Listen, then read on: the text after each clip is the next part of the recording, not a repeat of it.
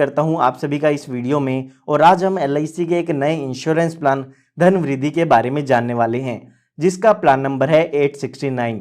तो LIC का ये जो इंश्योरेंस प्लान है वो एक वन टाइम इन्वेस्टमेंट प्लान है, यानी कि इसमें आपको फिक्स डिपॉजिट की तरह अपना एक साथ बड़ा अमाउंट जमा करना होता है कुछ टाइम पीरियड के लिए।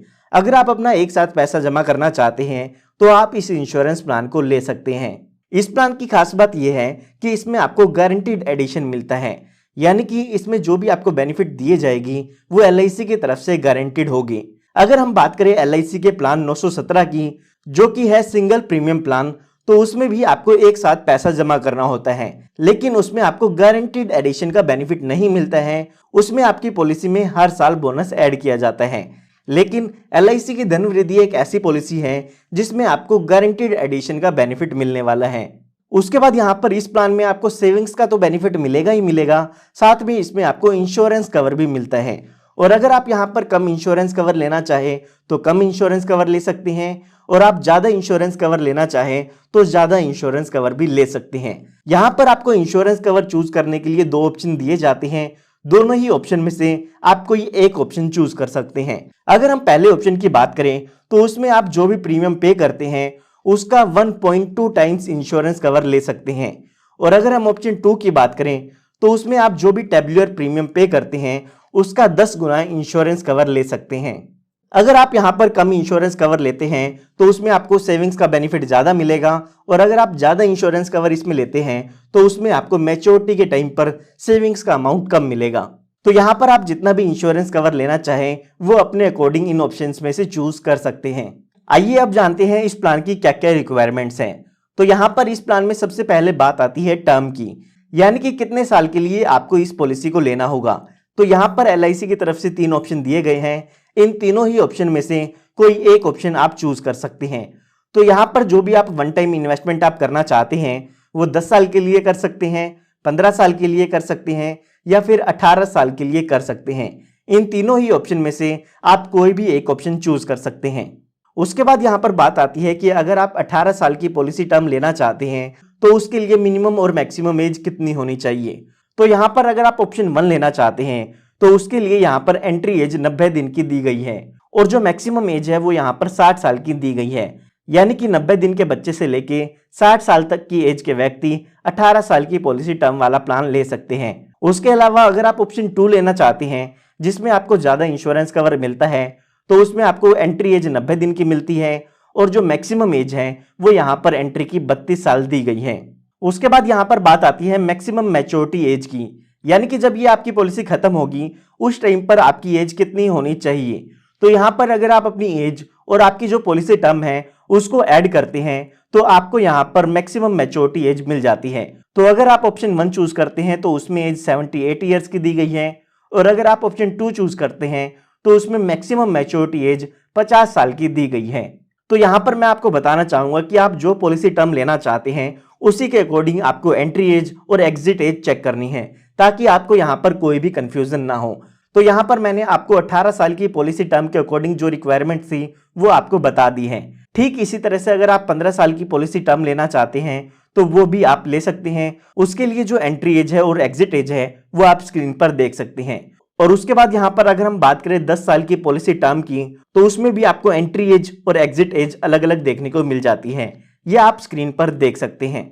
उसके बाद यहाँ पर बात आती है मिनिमम सम एश्योर्ड की, यानी कि इसमें आप कम से कम बीमा कितने रुपए का ले सकते हैं। तो वो अमाउंट यहाँ पर दिया गया है 1,25,000 रुपए का। इसका मतलब ये नहीं है कि इतना अमाउंट पे करना होगा, इसके बेसिस पर ही आपका जो प्रीमियम है वो यहाँ पर कैलकुलेट किया जाता है। उसके बाद अगर हम मैक्सिमम सम एश्योर्ड की बात करें तो उसकी यहाँ पर आपको कोई भी लिमिट नहीं मिलती है। जो भी आपकी इनकम है उसके अकॉर्डिंग आप इस इंश्योरेंस प्लान को ले सकते हैं। आइए अब एक एग्जाम्पल लेके इस पूरे इंश्योरेंस प्लान को समझते हैं।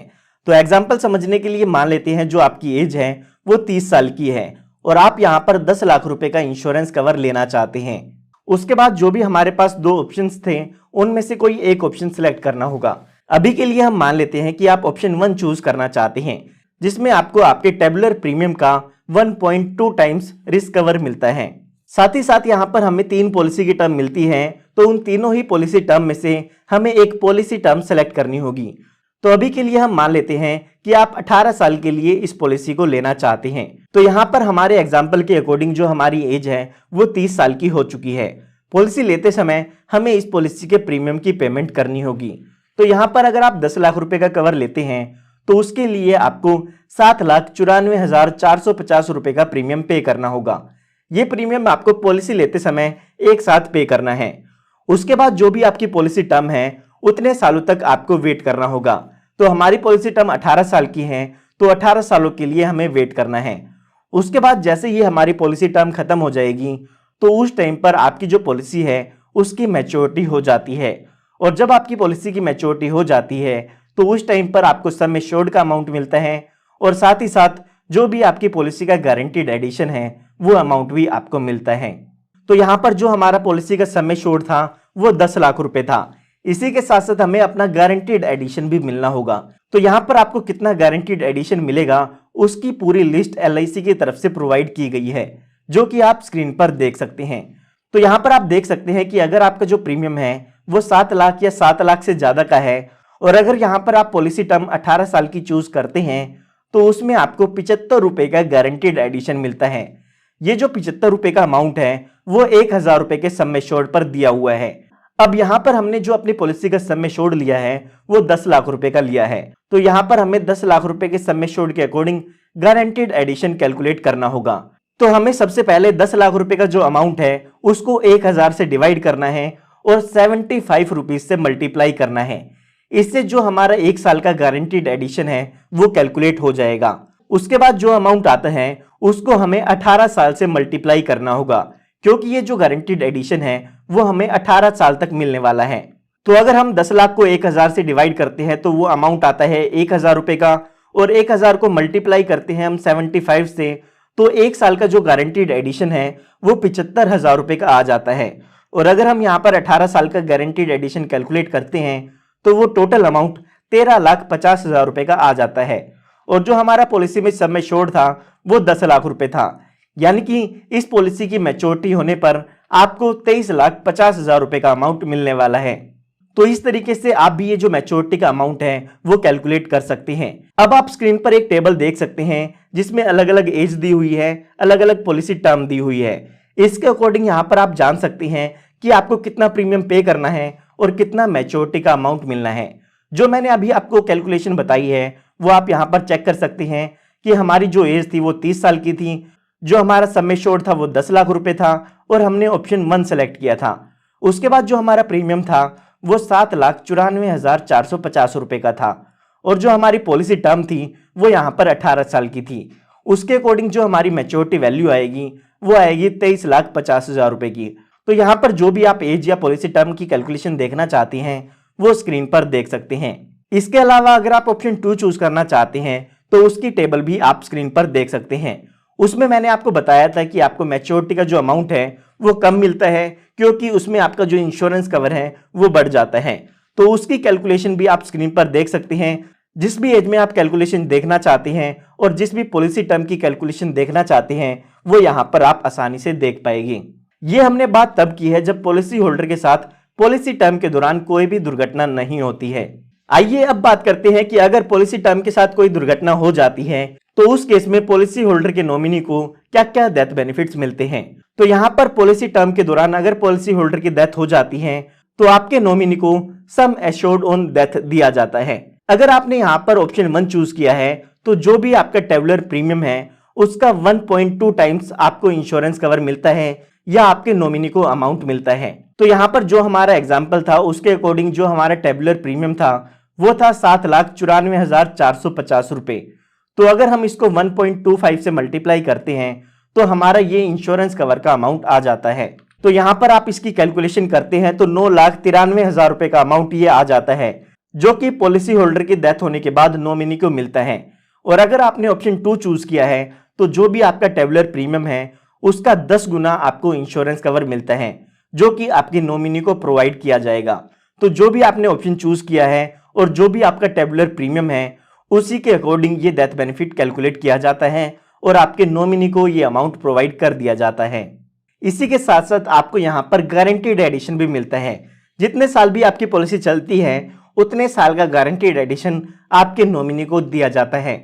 तो ये बात भी आपको डेथ बेनिफिट कैलकुलेट करते समय जरूर याद रखनी। तो एग्जाम्पल समझने के बाद यहाँ पर बात आती है कि इसमें आप कौन कौन से राइडर ले सकते हैं। राइडर का मतलब है कि इसमें आप कुछ एडिशनल बेनिफिट ले सकते हैं जिसके लिए आपको कुछ एडिशनल प्रीमियम पे करना होगा। तो यहाँ पर आप अपनी पॉलिसी में accidental death and disability benefit rider add करा सकते हैं। इसी के साथ साथ आप इसमें न्यू टर्म एश्योरेंस राइडर भी ऐड करा सकते हैं जिसके लिए आपको कुछ एक्स्ट्रा प्रीमियम पे करना होगा। तो उसके बाद यहाँ पर बात आती है सरेंडर वैल्यू की। तो अगर आप पॉलिसी लेने के बाद पॉलिसी को सरेंडर कराना चाहते हैं तो कभी भी अपनी पॉलिसी को सरेंडर करा सकते हैं। उस केस में जो भी गारंटीड सरेंडर वैल्यू होगी या फिर जो भी स्पेशल सरेंडर वैल्यू होगी, उन दोनों में से ही जो अमाउंट ज्यादा आएगा वो अमाउंट आपको एज अ सरेंडर वैल्यू मिल जाता है। उसके बाद यहाँ पर अगर हम लोन की बात करें तो इसमें आपको लोन का बेनिफिट भी मिल जाता है। पॉलिसी लेने के 3 महीने बाद आपको इसमें लोन की सुविधा मिल जाती है। अब आपको इसमें कितना लोन मिलेगा उसकी टेबल आप स्क्रीन पर देख सकते हैं। इस परसेंटेज के अकॉर्डिंग आपको इसमें लोन मिल जाता है। यहाँ पर जो भी लोन होता है उसका इंटरेस्ट रेट आपको यहाँ पर पे भी करना होता है। तो मैं उम्मीद करता हूँ आपको ये वीडियो काफी पसंद आई होगी। अगर आपको ये वीडियो पसंद आई है तो इस वीडियो को लाइक जरूर कीजिएगा। साथ ही साथ अगर आप एक LIC एजेंट है तो ज्यादा से ज्यादा लोगों के साथ ये पॉलिसी शेयर करें ताकि आपको ज्यादा से ज्यादा कस्टमर मिल सकें।